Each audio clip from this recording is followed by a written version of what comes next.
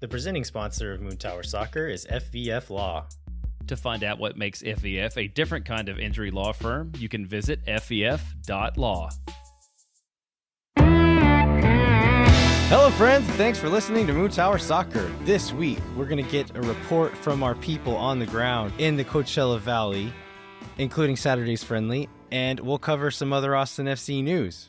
My name is Landon, and I'm joined, as always, by Mr. Jeremiah Bentley.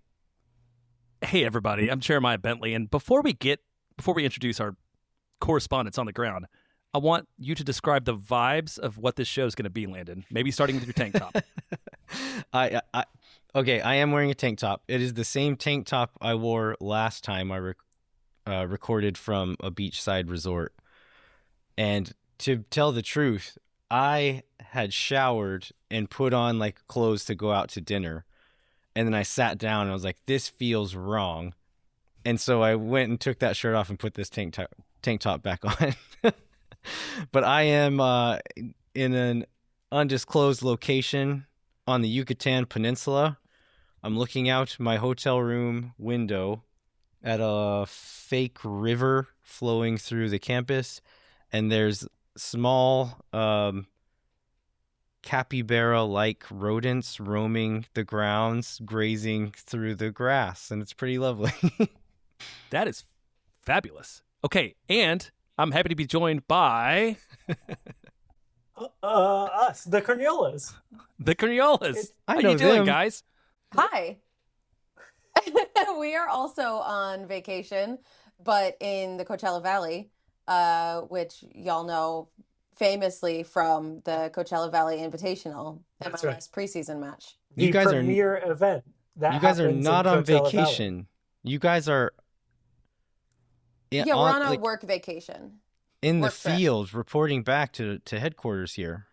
Yeah. We were on vacation earlier today, but before today we were working.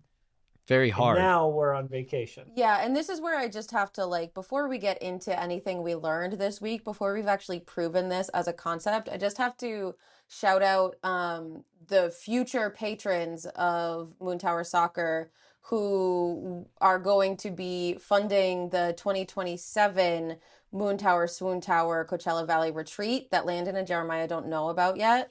But we are going to try to come here, all four of us, next year. Ashley's invited too. Jeremiah, your whole family's invited, but they don't go anywhere with you, so I feel like that's redundant. We're gonna do a whole week of reporting. So Yeah, thank you. Thanks, patrons. Thank you, patrons, for the 2027 Moon Tower corporate retreat and business sessions. Yes. So lots of whiteboards and dot voting in between That's margaritas. it. Is that the That's plan? right. Yeah. Uh-huh. Yeah. Great. We're going to give you $5, okay? And with those $5 bills, you have to prioritize the 5 most important things to you for Moon Tower 2027. I can't This wait. sounds wonderful. Mike, you've been promoted to CFO of Moon Tower Soccer. Excellent. Good. So what the F stands for is finance, which means we need money. And that's where listeners like you come in. Yeah, because also we're not doing this general admission nonsense next year. It's VIP all day, every day. Yeah, or media. And so Yes. if it's going to be media passes, I think we need Much to, easier for the patrons. Yeah, we need to get our numbers up for sure. So tell your friends, tell your moms, get them to listen to the show as well. Jeremiah, we always forget about the moms. We should get people to tell their moms about the show more often. Mike and Steph are really Yeah. carrying the We're a flag hit on with that one. moms. Yeah, and our moms are loving supporters of the show, bought the merch. Your mom wears the jersey. Find more moms like Yeah. our moms. Yeah. Yeah, if your moms are like Landon and Jeremiah's moms, or Steph's mom, get them to listen to the show. If your moms are 3 out of the 4 moms of this podcast. Yeah. If your mom's like my mom, shout out to you. I get it. Don't worry. We're in this together.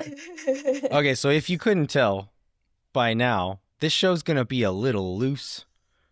I spent the day swimming through cenotes, underground caves full of water.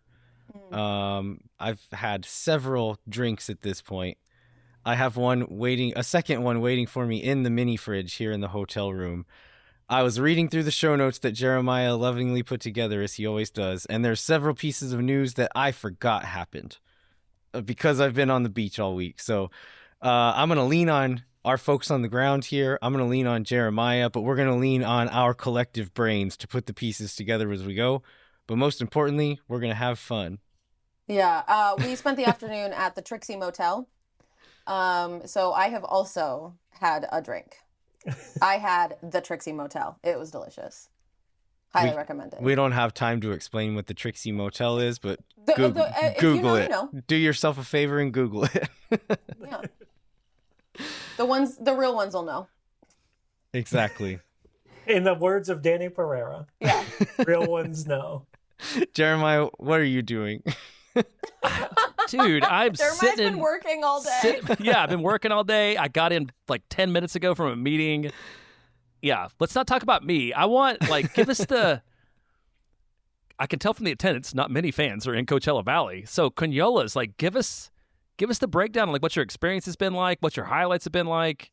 We'll save the game, which, first, one is not a highlight for anybody, but maybe just your whole overall experience in the Valley. I'm gonna start because then I'll let Mike do the some talking. I was hesitant about this trip because we're busy. We've got a lot going on, and it's kind of like a crazy time at home. And we really had to shoehorn this trip in. We moved around a bunch of other things that we were doing to make it happen. So I've been stressed about this trip, and Mike has been incredible planning it. I am so fully bought in on Coachella Valley Invitational after this weekend that I can't imagine having been hesitant about it. This has been one of the best experiences I've had in the soccer space, and I am so glad and grateful that we got the opportunity to do it this year. Yeah, and Jeremiah, I think if you only watched the games for Austin or the games on day one, your take of there's not really a lot of people here is entirely accurate. But we went to day two as well, which was both of the LA clubs. So LA Galaxy played in the morning and LAFC played immediately after them at noon. And it was packed. It felt like a small version of a regular season match for either of those teams. They had supporters groups there. They were doing chants full 90. It was very much high energy in a way that also that didn't quite fit with the vibes from day one. It was just an entirely different experience day one to day two. Yeah, that said, your take on day one, I think for us was a real highlight of the weekend. The small local feel to day one was really cool. There were a lot of kind of folks who just like soccer hanging out in a field in the middle of nowhere is how it felt, right? And so we were lucky we got to meet up with Joe Lowry from Backheeled and what's the word I'm looking for? Chat? No, appearances on Total Soccer Show and Soccer Wise and a lot of the other kind of big soccer podcasts, right? But we did get to chat with him for quite a bit as he's working on his season preview for Austin FC. He wanted to talk to us about what we're seeing and what we're feeling based on being local experts for the team, right? Of course, we told him that we're the best team in the world. We're going 34-0. That's right. Yeah.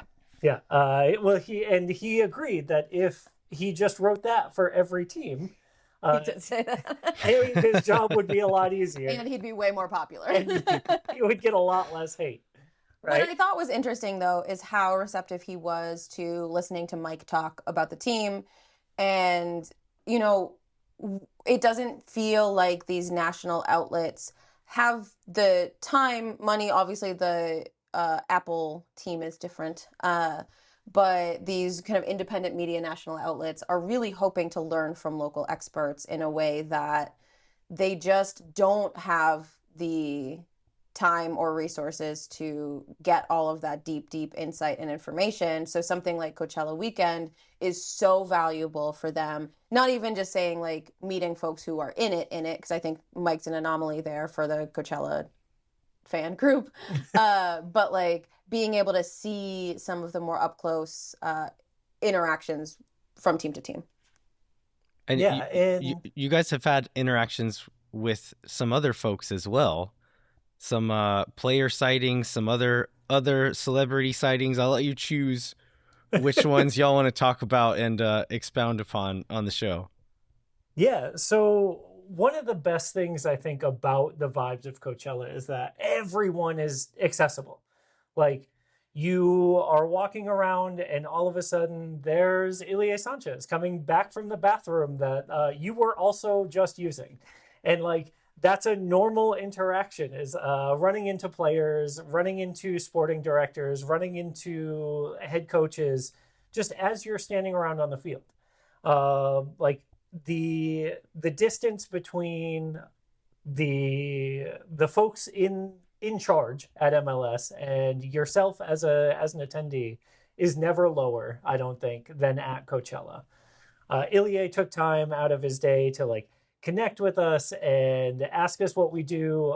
He followed Swim Tower Soccer, which is awesome, and then like reposted our stuff. Super duper cool guy, and just was so open about where they are in preseason, right? One of the things that he told us was, look, we are using this time to build something. Stay with us through it. Like, on the other side of it will be what we're actually trying to do. Right now, we are putting pieces together. And that sounds like a really good segue into the game itself. But I think there's more to talk about kind of around the space of the like the camp, the vibe. The vibes. Camp is such a good word for it. That's how I felt like it was, because I mentioned this on our Instagram story, but it felt like player camp. It felt like there were so many times we were just looking over and there were these 3 or 4 players from different teams all across the board just hanging out and chatting. They're able to catch up with each other. They're able to chat with other coaches or front office staff. There's so much camaraderie there that it doesn't feel like intense competition. It feels like everyone's getting back into the swing of the season in a way that they're all experiencing the same thing. And this is where I think so Mike and I had VIP tickets for the first day. And basically what that gets you is like all like the VIP perks, but the biggest thing for us is it's a section of the audience, it's a section of the stands that is covered and shaded, which is of course the appeal, but also just sitting there and Joao Klaus is sitting right next to us, or the entire Galaxy staff. Yeah, the whole front office was sitting watching our game, and one of them was talking to one of the folks from the Timbers, and the front office staff are just talking to each other like colleagues, watching someone else play, right? And so Joseph Rosales gets a pass at one point. At a corner, yeah. He's standing there. And they're like, is that Joseph Rosales? Is that, oh, yeah, it is Joseph Rosales. What a weird mix of players. Yeah, so like, we're like, oh. We're hearing the chatter amongst other front offices, like judging Austin's offseason and Austin's roster build. And they're like, that's so strange. It's such a weird group that they've put together. Yeah. And that was really the valuable stuff for us, is sitting there like so inconspicuously. We weren't being weird at all. Mike did yell. Yeah, Irvin Torres got fouled pretty hard in the game, and I did yell, hey, he's just a little boy. I knew exactly what you were about to say. And I was like, I don't think you can yell in this section. Joe Lowry laughed, so that was good. That to me gave me permission to have done it. So yeah, but yeah, it just was we were in a different like space, and I think going into next year, because we'll definitely come back next year, I think, no matter what. But knowing that level of like conversation is happening around you, and knowing how easily accessible all of these coaches and players are, I think we'll be a little bit more prepared to bring home some content, authorized or not. Yeah. And actually, speaking of that, Landon, Jeremiah, y'all can cut this from the show if you want. One of the things that I thought was really interesting is during halftime of the Austin match, Owen Wolf came over to the stands because he wasn't playing. He was like dressed for regular He was taking workout. pictures. He and BV9 were learning how to use the cameras from the media team. Yeah. But he came over to the section where everybody was hanging out, and Greg Berhalter was there. And so he was talking to Greg about his recovery from his hernia surgery. And he was saying to Greg, yeah, it still hurts. And they had me rehabbing the day after the surgery. And normally you are supposed to wait for a week, but they had me going right away. It still hurts. They think I'm about 3 weeks out. Okay. And so that would put us, let's see, that was on Saturday, right? And so February 3 weeks 30th? out. Yeah, February 30th would My be favorite day of the when it year. is. And so like it was insight, I think, that we're doing things differently than conventional wisdom would be with a hernia surgery like this. Obviously it's not something that we were given directly, but it is something that we overheard. And so like those are kind of the things that if you're listening, you pick up on. Mm-hmm. So I don't know if you want to use that on the show or not, but I don't see why not. Yeah. If they wanted to control what we heard, they could have given us media media things, which we applied for, and which we talked to the club about trying to get some time with the players, and we weren't able to make that happen. We did get a lot of good like FaceTime with a bunch of the players as they came off the match. Obviously, we'll get into the match. They were all frustrated. They were all disappointed. Little Nico Dubersarski very much hopes they win next time. He told us. Yeah. His hair's looking great. His English is going great. His English is incredible. Yep. He's a real... He cracked me up on the social media post about like they're asking the boys who's going to win the Super Bowl. And it was just like the perfect ending. I don't know, bro. Yeah. So good. Speaking of, I don't know, that was an answer we got several times. Here's a thing that I noticed during just Coachella in general. Sorry, Brad, I apologize. I guess I thought that goalkeepers just kept goal. Thought that's what they did. But they're not. They're coaching the entire game. I had no idea how much work they do to get everyone in line. As Mike said, Oh, yeah. He's the only player on the field that can see everything. Don't worry. I corrected him because also Uzuni sees everything. I don't have my soundboard here. I'd hit the button. But yeah, so I had no idea how much work and trust a goalkeeper has to do and have, because he was coaching the entire time. He's saying JB in, Riley in, out, like he's just yelling at everyone. And so one of the things that we picked up on was that everyone has a little nickname. What we thought we heard from the sideline was that Mateja Djordjevic's nickname was Hot Dog. Hot dog? That's what we hold, thought. Hot dog, hold. We kept hearing from the stand, Hot Dog! Hot dog, hot dog, up. So obviously we had to ask about this immediately after the match. Did you get Mateja. confirmation? Well, so we asked Mateja and we said, hey, why does Brad call you Hot Dog? And he said, I don't know. I don't know.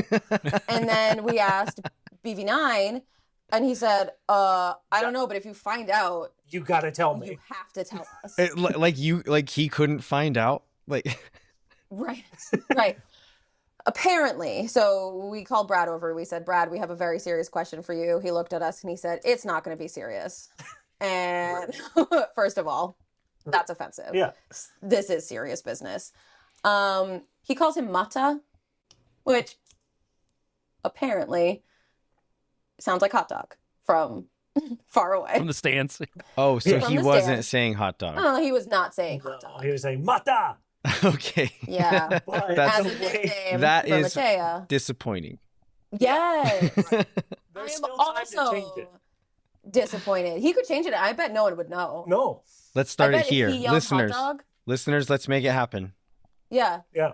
Yeah. Yeah, I really bet if he started saying hot dog that Mateo would just answer. Yeah. Sounds the same. I said, no, he's saying Svatok. Mike's like, Svatok's not even out there. And I was like, oh, yeah, right. Because that was the only thing that I could think of that it might sound like hot dog. I think that's the best player interview we got. Yeah. For the Although the Ilya one was really Ilya good. was good. He's a great guy. Yeah, he was very glad to hear that there are folks who are focused on the players as like humans, and like the emotional side of being a professional athlete, right? Moments like that are really appreciated by the boys, and so it was nice to get that time to like explain what we do. He also, this is fun fact, fun insight. He hides from the fit check cam. Yeah, every We were time talking- they're taking the pictures, Ilya he's does. like, Mhm. yeah, he tries to sneak around them so that he can't get. He said, any I'm not pictures." in many of those. And we said, yeah, you're not. And he said, I He does it on purpose. So there you go. There's the hard-hitting journalism you've all been waiting for. It's everything I hoped it would be, for sure. Definitely. When I I will wrote this, say for just the like Steph and Mike Tacticos- vibe. Yeah. For the tacticos out there, it does definitely seem on the field like teams are not playing these matches like they're competitive matches. Teams seem to be playing these matches like, let's force a game state mentality. Like, oh, let's try to play as though we're playing from behind, or as though we're playing with the lead, or as though we're playing and the score is tied and we're in this phase of build out or whatever. And so one of the things that we saw a lot was like resets into similar positions to like try to force the same kind of like action or like positioning to try to like work on specific things. And I thought that was super fascinating to see over and over and over throughout the rest of the day. That is really interesting because I think it's a thing a lot of fans don't know or wouldn't think about, right? Like it's like when you're watching your team, you think, okay, we're going to go out and try to win a game. But like, I think like Berhalter early on in his national team career, like early on in one of the cycles was like, okay, we're going to play this game and play out of the back until it hurts, essentially.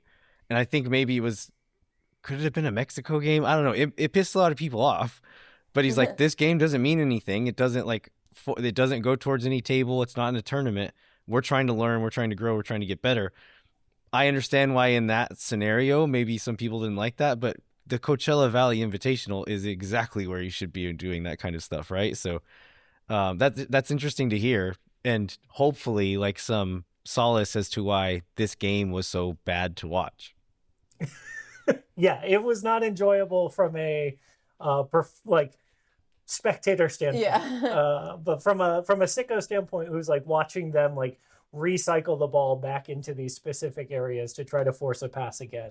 Interesting, at least. Yeah. I feel like we could talk to you guys about this for a lot longer, but I actually do have quite a bit more to cover. Mm-hmm. Maybe we can toss in some other stories, other anecdotes throughout, but maybe let's take a quick break and we'll come back and we'll dig into breaking down a little bit of this game and covering some of the other news of the week. When no one is around. Wind Tower Soccer is brought to you by our friends at FVF Law. FVF is a different kind of personal injury law firm dedicated to community, transparency, and client education. And they have their own podcast called Summary Judgment that you can check out wherever you get your podcasts. You can go to FVF.law to find out what makes FVF a different kind of injury law firm and why understanding your legal options can dramatically change the outcome of a case. Once again, that's FVF.law. Amplify Credit Union is a member-owned financial cooperative that served the needs of Central Texans for over 5 decades. As a credit union, Amplify has no shareholders or parent companies. That means more of your money stays in the community. Amplify has been the home of fee-free banking since 2022. Their free checking accounts come with 0 overdraft fees or minimum balance. That means Amplify's fee-free checking accounts help you get more mileage from your everyday spending. Amplify membership is open to any Texas resident. Learn to trust your bank again at Amplify Credit Union. To learn more, go to www.goamplify.com/moontower-soccer.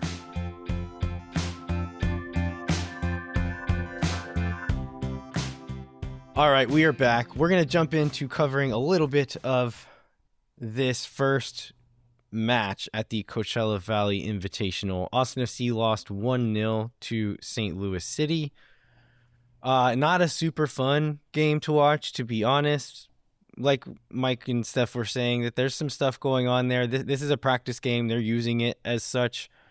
Also, lots of players missing, right? What all do we think we need to cover here? So there was a Simon Betcher goal off of a deep turnover, off of a 1-2 between Danny Pereira and Besart Sabovic that led to the goal. I think St. Louis was kind of in control of the game for the most part, kind of playing through Austin's defense, Austin struggling to do the same to them. What else do we need to cover here? What points do we need to hit? It definitely felt like there were moments where both teams were like, okay, now is the time we're going to practice a different thing. And so like it felt like at one point St. Louis just stopped having the ball and let Austin play with the ball for a while to like set up their defensive looks and like practice some of the defensive work that they wanted to do, right? And vice versa. It very much felt like this is the thing that we're drilling in the moment between these minutes. This is what we're going to practice. And like, to me, I think the most interesting part about watching these remaining preseason matches is going to be seeing like how you balance that with what the other team is trying to do during those moments, and like seeing like what part of, okay, now just play the game. Like where did those win out with each other, right? You could see that, so, like yeah. you could see that kind of counteracting each other sometimes, where okay, y'all are trying to do this weird thing, but it's actually messing up the thing we're trying to do because y'all are being weird. Like I could see that happening in situations like that. Yeah. I do think it was of interest. For me, what Coachella Valley feels like is a way to get a little bit more urgency for getting into match shape. And even from the preseason match at Q2 to Saturday, you could see some of the new guys really stepping it up in terms of match fitness and just understanding the Austin system. Jaden Nelson particularly, he had some incredible runs, and there were some moments where I was like, he's going to be so good for us, hopefully, but just like the difference from Q2 to Saturday was huge in a couple different new players. Yeah, Rosales looked a lot sharper in person. I don't know how he looked on TV, but like in person, definitely a lot sharper than he did at Q2 against New York, which makes sense. Another 10 days or whatever, playing with the team and getting fit. You can see it really coming along. Yeah. If you're able to be in person at those games. Jeremiah, what are your takeaways or thoughts or whatever on this game? Well, I was going to say, Mike talked about like not what you said on TV. As somebody who watched it on TV, sometimes the camera was pointed the wrong direction. Sometimes it was pointed like seeing it on TV was like not the greatest experience. I don't know what was going on. I guess it's preseason I thought about you saying last week, Landon, when we were talking about Jackson's accident, it's preseason for everybody. Like it was very much preseason for the camera guys too, because they were all over the place and it was hard to follow. I was following a couple. And for the refs. Oh, for the refs too? Is that right? Oh, yeah. Yeah, there were a lot of moments where like, oh, okay. At one point, the ref was yelling at Brad, I know the rule. That's why I'm telling you. Yeah, they did catch that on camera, that Brad was not happy with that guy. He was not. No. But also the refs did very much miss a Jean Komenich punch to the head. Absolute red card. Yeah, total red card moment. The entire like sporting staffs behind us in the stands were like, oh. Oh. The camera did not Oh. catch what led up to that moment, but it did, like, if I like saw something happen, so I ran it back and I was like, what just happened there? I was like, I think Z just punched a guy in the head. Z just punched him. It sure is. Yep. Do you know why? Like, what happened before that? There wasn't any like sort of Yeah. antagonization directly. Nothing that we noticed. Right. Like St. Louis weren't particularly spicy. They weren't, yeah, it just seemed like frustration boiling over. All right. One thing that I told Mike this in a group chat, but one thing I wanted to look for, or I guess a couple of things I wanted to look for, was set pieces. We had some friends in that same group chat share some articles and some podcast segments about kind of a set piece movement happening in Europe, particularly in the Premier League, and then it's kind of spreading into other parts of Europe.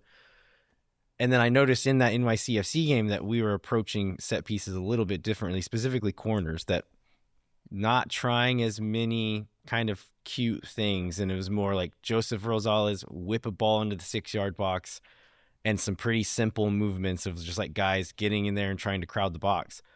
I was curious to see some of that. I feel like we didn't get as many corners in this one as that one. Mike, did you see anything based on that? I feel like am I right in remembering that there just weren't that many opportunities to see that? I think we had 2 shots in 90 minutes, and the first one didn't come until sometime into the second half. But I think we only had 3 corners also. Right. And so like we spent a lot of time not with the ball, and when we had the ball, in not dangerous positions. I know I can distinctly remember 1 corner and 1 free kick that happened on the opposite side of the field from where our seats were. And so we weren't able to see a lot of what was going on in those spaces. Yeah. The other thing that I wanted to look for was a thing I noticed in the NYCFC game was I've been calling it in my head the Brighton bounce, where it's like De Zerbi, this coach that was at Brighton a few years back, had this system of playing through a press where a center back, sometimes a goalkeeper, but whoever's got the ball deepest as they're trying to build out through a press would just put their foot on a ball and force one of the opposition players to come at them. They would then play like kind of an S-shaped pass through the midfield. And it's like the kind of the crux of it is 2 midfielders playing really like quick one-touch passes to get it through a section of the press to get into this like next level of the field, and then turning and pushing forward from there now that you have their press scrambling. I noticed us do this a few times, something similar to this in that NYCFC game, this like up, back, and through kind of look. I was hoping to see it more in this one. The one time that we tried it, or that I noticed it, was Danny Pereira and Besard Savovic play a 1-2 at the edge of our own penalty box. Danny plays a poor pass. St. Louis cuts it out, and Betcher scores a goal from point blank, essentially, on Stuver. And so it's like, okay, this is the thing I was hoping we could implement. And 2 players who I think are very capable of doing it, and it really, really shot themselves in the foot by trying it. So that was kind of discouraging. Yes. I don't know if there's anything else to add beyond that. One of the, I do, just from like watching the various group chats and Slacks and whatever, there was a lot of consternation around the only 2-shot things. Like, it feels like Austin should accidentally maybe get more than those. So I think the next thing that I wanted to talk about is like, who wasn't there? Because we get this, who wasn't in the game? Because we get this quote from Nico after the match. It's like, well, I mean, Torres and Uzuni, they'll be coming, and they'll be coming soon. I think he said as soon as this Wednesday. But like, did Uzuni, was he warming up at some point? Like, was he almost in the game? I feel like I saw that. He was dressed, which is different from others. Yeah. Okay. Like Dessler wasn't dressed. Yeah. I didn't see Faku. I didn't see him at all. And so I don't know if he was even there. But at least from where we were in the stands, we couldn't see him. And we didn't see him come back out toward the bus. So if they showed him on the broadcast, awesome. But I didn't see him. And so, yeah, like the person that I think I noticed the most was missing was Mikael Dessler on the field, right? There were moments where Dessler's quality could have made a big difference in things that happened in the match. And so when we saw him walking back toward the buses, we said, "Hey man, we're missing you out there. When are you coming back?" And he obviously, like, player speak, man, I hope so soon. Yeah. But like, yeah, I don't know. He wasn't walking gingerly or anything, which I mean doesn't mean too much because neither was Owen. Yeah. But yeah, it does seem weird that he's still not playing. So to my question about when we should start freaking out, we should start freaking out about Mikael Dessler right now. Is that what I'm hearing from you? I think we should start freaking out after we see, like, start of March lineups, early March lineups, because I don't think Owen's not playing in the first match. Yeah, I can't see that can't happening. see that happening. Obviously Brendan will not be playing for Brandon. Brandon. Brendan will be playing. Yeah, Brendan Brendan will be Heinzike probably will be. Yeah. Brandon will be playing for what, another 2 months probably Till April, yeah. till April. It does look like yeah. Uzuni and Torres have been doing kind of like game state training, though, like by seeing stuff on social media, which is an improvement from the week before, right? Yeah. I just think if we get too far into March without all but Brandon, we worry. I mean, I'm always worried. So Just your that's natural like state. That's a hopeful out. Yeah, I live worried. Y'all know that I'm always worried about Mikael Dessler.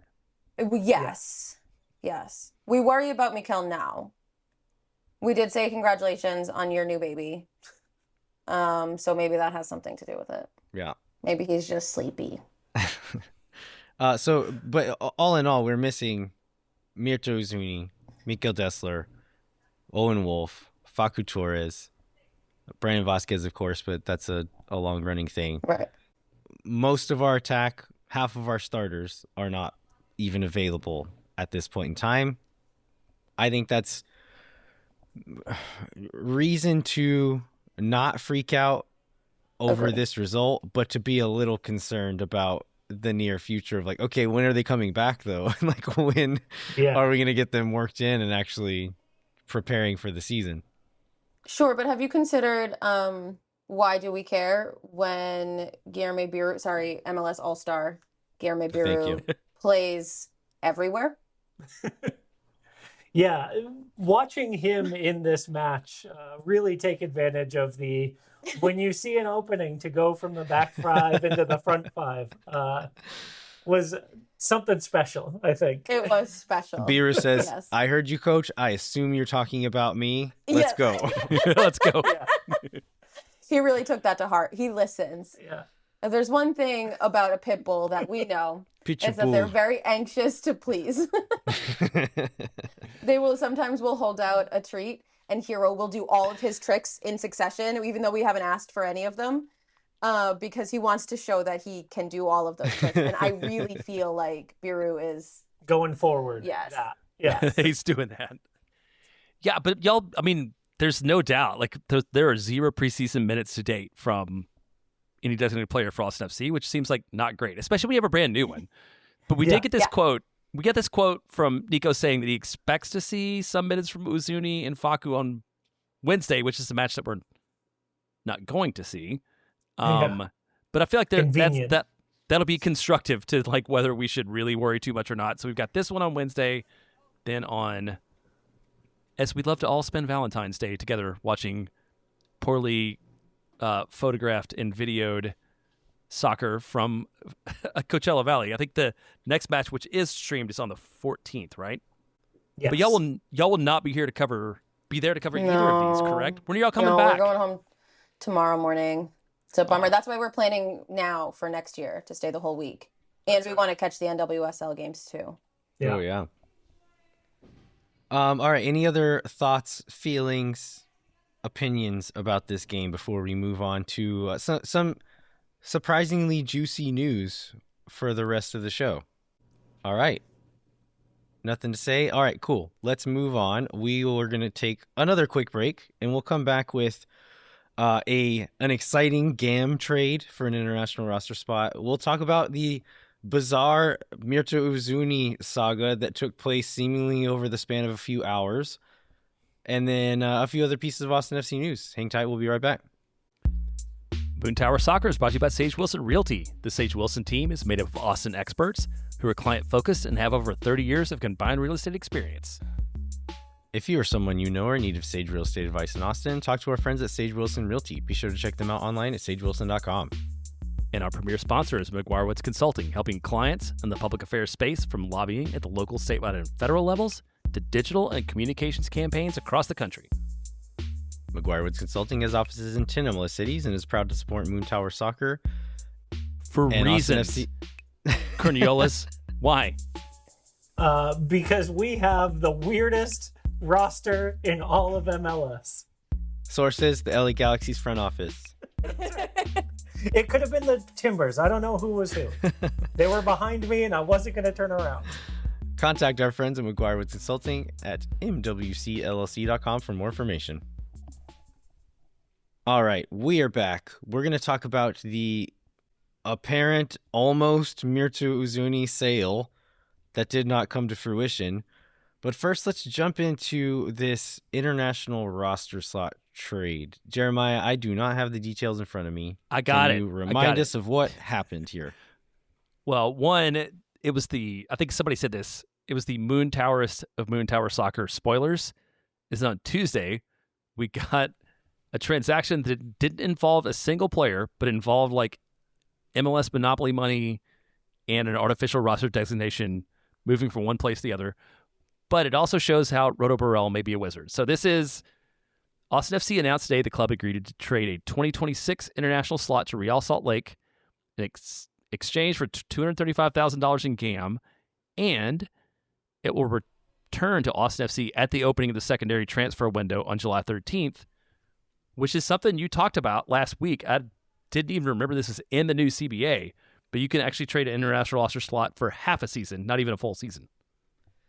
Yeah, so I kind of half predicted that this might happen. I think Zach Graham also did the day before us on the North End pod, saying like, okay, we've got these two international roster slots.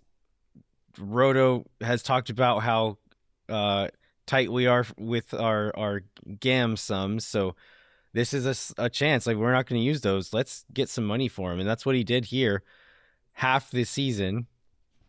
Does he have plans for the second half, or is he gonna sell it again and just double up on it? And then the number was really interesting too, right? Like, there's a few ways to look at it. Where in the last few seasons, what was the number? 200 what? I think it was 235. It was some like yes, 235. 235. That's like between 200 and 250K was kind of the going rate for a full year of an international roster slot. So we get this number. I'm looking at it like, whoa, that's an insane amount. But there was another trade announced the same day that was, I think, Mike, do you remember what team this was? Anybody? Yeah. Colorado sold 2 of their international roster slots for $800,000. And so for the full year. And so now the going rate for an international roster slot has apparently jumped up to $400,000. Yeah, which it makes Roto look a little less like a wizard, but I think that's one of the interesting things, like the GAM inflation of everything, and like how the economy within MLS is changing a little bit, and like what these international roster spots mean. Either way, Austin did some work in getting some international roster spots free and are now cashing in to be able to use those and give us a little bit more flexibility either this year in a transfer window or in coming years, because that kind of GAM that you gain from these kinds of trades rolls over. You can use it for a few years. So that's good news. Any other thoughts on the GAM before we move on here? Well, I just want to say, I don't think this changes anything about what we expect to happen in Austin between now and the summer, because while there's one international roster slot available, there's still 0 senior slots available. So Right. I don't think anything else is changing for us. Like, good to get anything out of an asset that Austin was not going to use before the window opens again. Yeah, it feels like this game is going to be used for flexibility in the future and not right now. Let's talk about this almost apparently Uzuni Sale. We get, I mean, I think there's been a lot of chatter in the Austin FC circles of, could we sell Uzuni? Would they try to sell Uzuni? Would anybody take him? We get a report out of Turkey saying that Trabzonspor is trying to get him. It seems weird, seems unlikely, but then you look at the source, and it's like, okay, they've got like 40,000 followers and work for a seemingly reputable outlet. And then not too long later, Tom Bogert is tweeting the exact same thing and saying like, yeah, Trabzonspor is after Mitra Uzuni right now. This was happening on Turkey's deadline day. And so the clock was ticking. I am arriving to the resort here in Mexico. And I'm like, okay, we have until 3 p.m. here, I believe. Or I don't know what time it was, but I like this time. So I'm going to be checking Twitter around that time and seeing like, okay, what happened? Apparently nothing. So it seemed like it was that again, like Bogart's talking about it, there's something real there, right? There was interest, there was some conversation, but at the same time, Mirta Uzuni is appearing in Austin FC social media posts, is showing up at training, warming up with the team, dressing out for the game. I think, was it on the same day as the game? Day before. The day before. Okay. Yeah, what are your thoughts here? Like, I understand the sentiment of like, if somebody wants to buy Uzuni, sell him. Like, let's do it. What were the reports? Was like 6 million, 6.5 million, something like that. I didn't see any numbers, but I did see after it didn't go through, Tom said that the deal fell apart because of the window closing, not because of a disagreement in finances. And so, like, I thought that was an interesting piece of his reporting, that like, oh, the window closed too soon. And I wonder what that looks like for summer. Right. Yeah, because I think the other thing I saw is like, there was a report even that like personal terms were agreed to, and it was just whether the paperwork went through soon enough or not. It's like, this is a deal. Yeah, maybe somebody didn't have their fax machine turned on, or I don't even know it's a classic Premier League move, but like, I don't know how they do it now, but one would expect that a move's going to happen in the summer. Like, Trabzonspor is like an interesting one too, because like they're like a big deal club in Turkey. Like, this is like, one he's of the not big going Turkish to teams. Yeah. Yeah. Yeah. Like one of the top third 4, division in right? Albania or whatever. Right. So like, it's interesting that despite what happened in Austin, somebody else sees enough out of him to like want to spend a fair amount of money to bring him in. I have a question. I wonder, and I straight up don't know this. I wonder if, because the Spanish league is pretty competitive, right? Oh, very good. Yeah. Right. So I wonder how much of a move to MLS to very good players feels like a chance to become, the vibe I get from Mirtu, just from socials and from him, is that he wants to be the guy. He Capital wants T, to be capital G. like the most famous. He wants to be the name that everyone is talking about. And I wonder if MLS is possibly moving at a speed that is faster than the rest of the world notices, like improving at a speed that the rest of the world is noticing, that like he came here and he didn't quite fit, he hasn't quite done, he has not been the guy.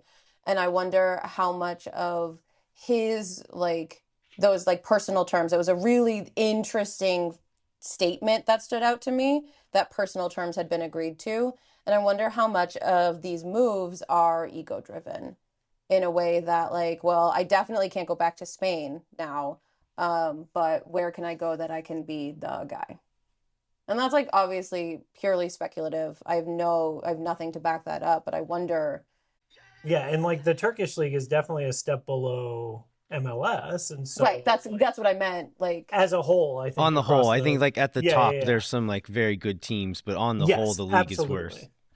Yeah. And so That's what if I was I curious play about. for one of the top 4, like I only have to play the other top 3 6 times, and then I can beat up on all the other lower teams and really boost my stats. So I look phenomenal again. Yeah, I mean, that's interesting. I don't know. Like, these are the kinds of things it's hard to know unless you're having those Of course. conversations firsthand. I was nervous about not having any other strikers available besides CJ Fodre for the first half of the year. That Why? really made me nervous. Like that. Did you say why? Don't just to keep going, Landon. Yeah. Thanks, Steph. He's just trolling. And so I was like a little bit relieved when it looked like this was falling through. I'm also like someone who still has a little hope for Mirto Uzuni. That might put me in the minority among Austin FC fans, but he's a guy that, like, man, he was so good for a few years, and I still believe he could do that here. And also, like, you're talking about ego. I almost want to like defend him a little bit on that front. Please. Because yes, he believes in himself, he backs himself, but from Instagram reporting, looking at this group, this locker room crew, like the 3 DPs seem like guys who can get along with everybody. If you watch like the day they reported back to do their physicals and everything, there's like footage of them giving hugs to everybody, shaking hands. Think back to like the 22-23 season. It would be like the Argentinian dude saying hi, the American guy saying hi. In this crew, Uzuni was saying hi to everybody. Everyone seemed really happy to see Mirtu. And then pictures posted from Coachella. It's not like, oh, here's the Spanish-speaking guys. Like, you look at that table and it's like a really diverse group of players all hanging out, looking like they're enjoying each other's company. And Mirto is always a part of those groups. Yeah, and I want to clarify, I didn't mean ego as in he doesn't get along. I just mean I think he's embarrassed. Yeah. And I think for his ego, like, he wants to be the best and he thinks he should be the best and he has not been the best.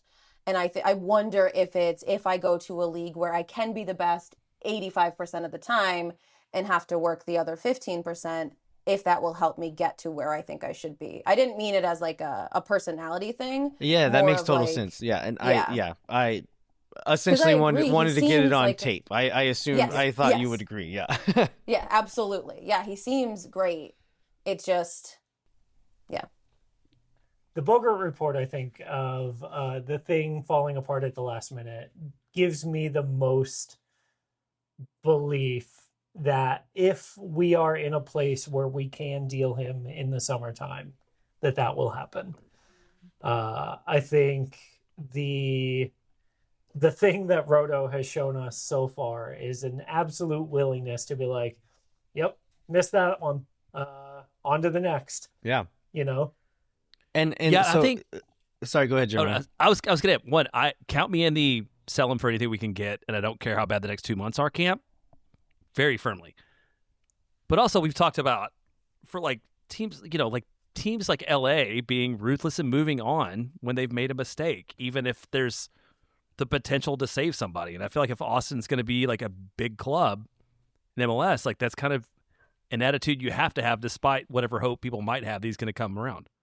Yeah, I think if there is a willingness for someone to buy him this summer, great, by all means. But I think this is an opportunity to just have a starting striker on the team going into the beginning of the season, because I just, how many years have we done that where it's like the first season, okay, we signed 2 strikers, they're both injured, never play a game.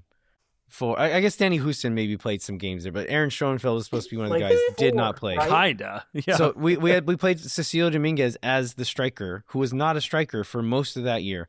And then we played the next year without Cecilio Dominguez, one of our 3 DPs, and we just played that whole season without a third DP. And so it's just like, I don't want to be in that spot again. And I'd rather have hope for the Mirto Uzuni redemption tour than have no viable option at the 9. And so hopefully, like, I mean, regardless of what happens, hopefully there's still a market in the summer. But also, maybe he blows up and like the David Goss theorem is real and he has a really strong second season here in MLS. And either we decide, okay, we don't need to sell him, we'll keep him, or we can sell him Get for way more money. a bunch more money and like actually recoup our costs instead of half of it. Yeah, clip that, Landon. Put it into the universe. Manifest. Wait, I have one more will thing. say that No, this is not about this then. I want Landon maybe save talking shit about CJ's haircut for Swoon Tower, and y'all haven't done an episode, so I want y'all to share what you think about CJ's shorter hair, and you can love it or not. It's fine. it's certainly much better than his hair last season. His hair is terrible, and it's not his fault. It doesn't make him a Same. bad person, but it's horrible. Same. Yes. Okay. Sorry, Mike, you had a soccer point. Go ahead. Yeah, just that, like, one of the things that surprised me most about the whole rumor was in talking to Joe Lowry, both of us were saying, like, oh, Joe was like, did it go through? Because I haven't seen him like warming up. And I said, no, he's over there. It seems like it fell through at the last minute or whatever. And he was like, oh, really? Like, I didn't know, because sometimes after the window closes, like, reports still come out later.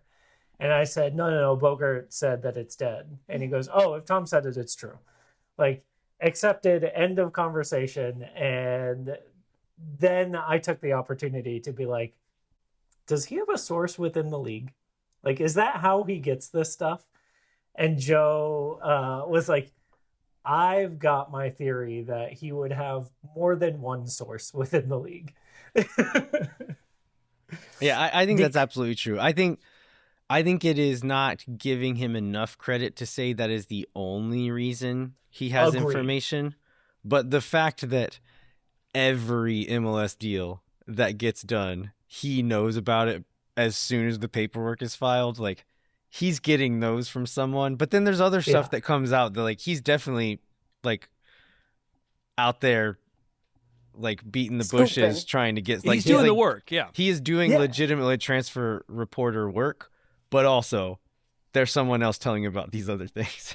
Yeah. And that's what Joe and I were saying as well, that, like, the man is a machine. Like, the fact that he's doing all this with a newborn is, like, crazy. We should have him teach a class. No, that would give up all of his secrets. How to do work with a new baby. to Austin FC players. Yes. Yeah. Yes, exactly. Only us. Yes. All right, Jeremiah, what else we got here? Oh, a little reminder. We talked about this when the announcement came out, but now the season's upon us. I wanted to cover that Apple TV, I don't remember what it was. Anyhow, whatever the extra thing you had to pay for to watch MLS season pass on Apple TV. Great. MLS season pass on Apple TV Plus. You don't have to do that anymore. If you have an Apple TV subscription, you get MLS. If you're a season ticket holder for Austin FC or any other team, you're going to watch every game.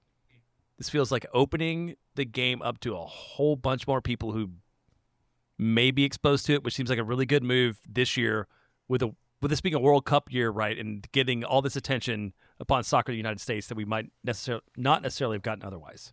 Yeah, and to put it into, I guess, context and also easily understandable terms, the same subscription you pay for to watch Succession, you can use that subscription to pay. That's on Succession. HBO Max. No, is that because HBO? If you pay for Shrinking, God damn it. or Ted Lasso, or it's over. But yeah, whatever. The same subscription you use to watch whatever's on Apple Severance. TV Plus. Yeah. Not Severance, apparently. Sorry. No, yes. No, Yes, yes, Severance, Okay. not Succession. Sorry. Oh boy, let's wrap this baby up. Severance. Landon's gotta go to bed. That's the show I actually meant too. I was seeing Adam Scott's face in my head when I said it. To watch Severance, that's how you watch Austin FC too, which is great. Like, that's good news. I love it. Also, Cindy and Phil Cottom, reach out to me and let me know if you have Apple TV Plus already, because you can cancel it and we can do like a family sharing plan. Yeah, not just Cindy Cottom, but also anyone who is a season ticket holder and is paying for Apple TV Plus stop doing that because you will get it for free with your season ticket membership. And then put people on your family sharing plan on Apple, because you can just add people to subscriptions for free a lot of the times. That's right. Sharing is caring. Should we do this on air? I feel like that was okay. Yes, I it's do not not a secret. endorse- It's not cheating. Let Apple come for us. Yeah. It's like You should add legal. your family to your family plan, but not like the random people that you might happen to have come across in your life. No, do Hey, that. I subscribe by the Vin Diesel definition of family. Exactly. If I would drive in a car near you, your family. That's family, baby. Ohana, baby. I don't know what that means, but I like it. It means family. Great. And I guess the last thing that we got last week, which apparently was broken by the country of Saudi Arabia to the Houston Chronicle somehow, was that we've always heard that somebody was going to train in Austin. You know, some national team is going to train in Austin. And we got the news that the Saudi Arabia won the right to train in Austin during the World Cup in 2026, which excites the entire Austin FC fan base. It was very oil forward and doesn't care about human rights. Excites is a great word. Yeah, excites can actually be good or bad, to be true. Yeah. To be fair, yeah. there was talk of like some of the bigger European or South American teams maybe being based here in Austin, like having those people training at the grounds. So it's disappointing from that standpoint, because Saudi Arabia does not have any big name players necessarily that we're going to be super excited to see. But then there's some other like political ties that maybe some folks aren't as interested in. I would like to put this into the world that, like, as Americans, especially as Americans, and I'm not going to say anything else, as Americans, we should be able and willing to separate a people and athletes from their government. I don't think we should aim any disparagement at these players who are coming here to prepare for this once-in-a-lifetime opportunity. At the same time, I think it's totally fair to be disappointed for multiple reasons that it's Saudi Arabia coming here and not someone else. Here's my take on the whole thing. I think I heard a rumor that we almost got France, and I would personally like to thank whoever at FIFA did not make that happen on behalf of my marriage. Wow. So For certain tall, sexy French goalkeepers, or is it just the whole team? The whole team. Just the whole team. The whole team. Yeah. Yeah, all of them. Okay. Like, come on. Just look at Mike. What I love does the that mean, Steph? Mike's so French. Mike's face is so French. I thought you were saying, was- like, look at Mike. He doesn't stand a chance. I mean, also, though, No, like, you've seen some of those. I clearly have a thing for the French. I do think it's important to call out in this press release, the Saudi Arabian Football Federation selected Austin from a FIFA pre-approved list of potential base camp host sites after Austin FC entered into a hosting agreement with FIFA, which granted FIFA the rights to exclusively designate any participating nation to base its training in Austin. So it sounds like the way this works is clubs say, yes, use my facilities. And then FIFA says, great, we'll tell you who later. Yeah. And so I just think it's really important that we maybe like reserve some ire that might otherwise come toward our front office for simply having said, hey, I want to be part of this 48 team group, right? Like there were 48 choices, some of whom we would have been very thrilled to have, and some of whom feel worth the risk to get the others, right? Yeah, for sure. I feel like this is also a very short press release, which means that there's something they're not very excited about. Just kind of like we've re-signed Alex Ring because contract requirements because we had make to. us do it. We don't have a choice.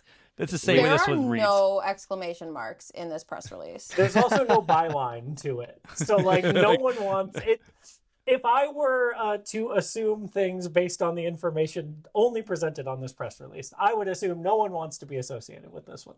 It's this is, if we talked about the David Goss theorem, this is the Jeremiah Bentley theorem of, is the press release itself shorter than the about Austin FC blurb that is just copy pasted at the bottom of every press release? It could be, yeah. This one was absolutely shorter. All right. I think we did it, guys. Is there anything else we needed to cover? Is there any other Coachella Valley Invitational conversations that Steph Crugnola wants to talk about? Okay, because Landon wants me to talk about this, I will say, Hell yeah. some of you should just pause this right now if you Yeah. don't want to hate me. Those people need to hear this stuff. I had a really lovely conversation with Josh Wolf. Y'all know that Mike and I have done parent interviews for Swoon Tower, and after the MNUFC match, we were over watching a different match, and we were like, oh yeah, we were going to go ask Josh Wolf if he wants to come on Swoon Tower to talk about OM. And so, which I stand by would be the funniest conversation of all time. Absolutely, it would be. Presenting that guy with, hey, so you travel a lot for work. How do you keep up with your son's activities, right? Completely ignoring that he was an Austin FC employee at all, that he is a soccer coach. Ignoring his current job. He is Owen Wolf's dad.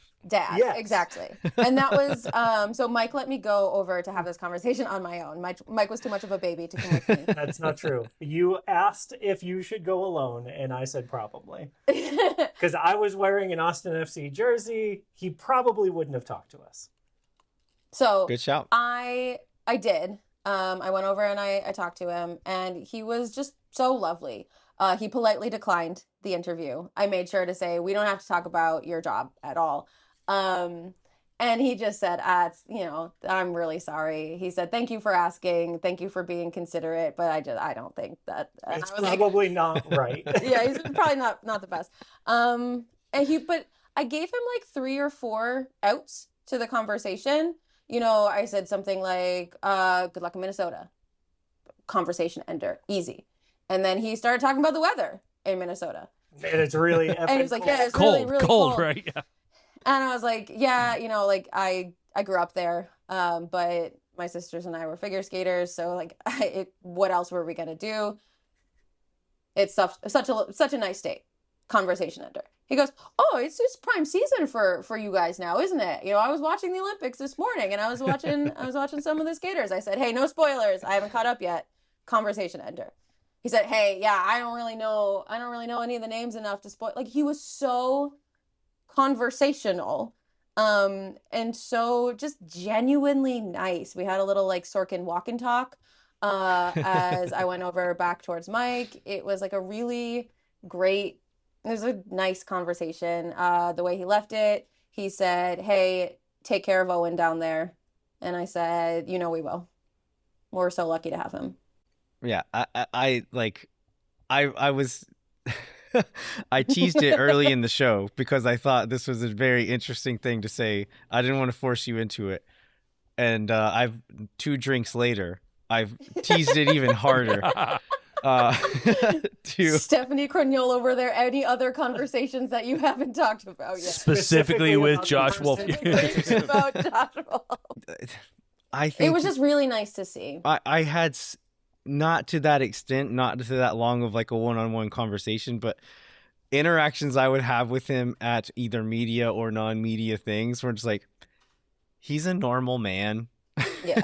And I'm not saying you have to like him as a coach, you have to like him necessarily as a person, but don't be a weirdo about it, man. He's just a guy. Right, and it's the whole point of Swoon Tower, right? Is that it is absolutely, as a sports fan, hate the game, hate the play, hate the coaching style, hate yell and rave about whatever you want, but when you make it personal about the humans who are out there doing this as a job, I think that's when it starts to get a little weird, as Landon says. Don't be weird. Yeah.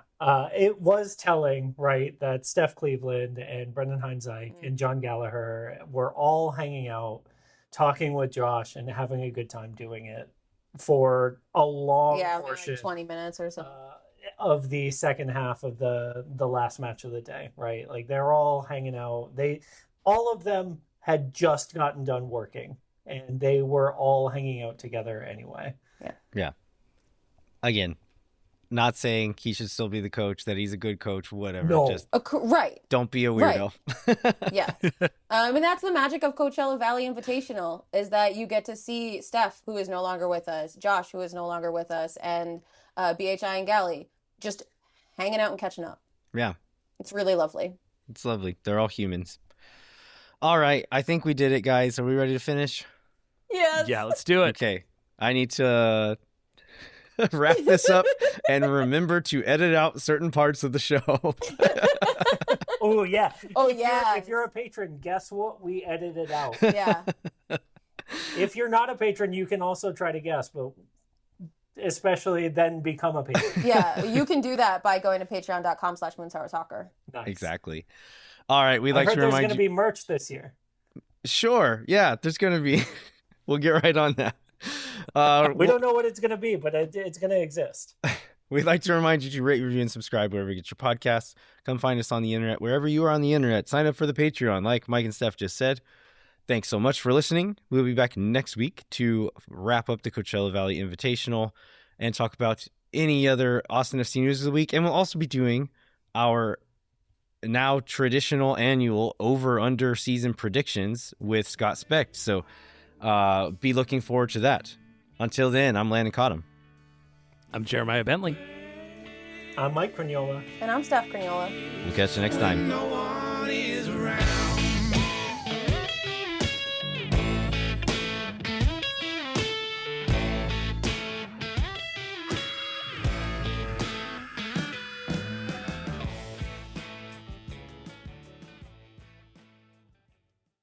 Think for nothing, you never. La gente. Oh my God. Zula Chup Boom Boom Sauce. Yeah. I'm just reading the opening for the first time. Don't worry about me. It says, hello, friends. Thanks for listening to Moon Tower Soccer. The same Can as it never always remember does. that part.